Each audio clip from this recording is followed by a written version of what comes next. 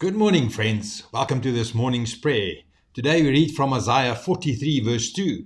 When you pass through the waters, I will be with you, and through the rivers, they shall not overwhelm you. When you walk through fire, you shall not be burned, and the flame shall not consume you. Please pray with me.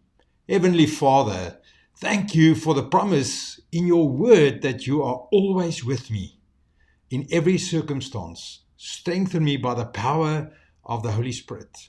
Lord, lead me, remind me of your truths, and fill my heart with confidence that I'm never alone. When fear tries to take hold, help me to rest in your presence and trust in your unfailing love. Guide my steps when I feel lost. Give me clarity when I'm uncertain, and teach me to hear your voice above all else. No matter what I face, I know you are near, with the Holy Spirit walking beside me. Fix my eyes on you, Lord, and help me to see beyond the struggles to the hope I have in Christ. As I trust you, Lord, reveal your ways to me, for I know you deeply care for me. I receive your blessing over my life today and always. I pray this in Jesus' name. Amen.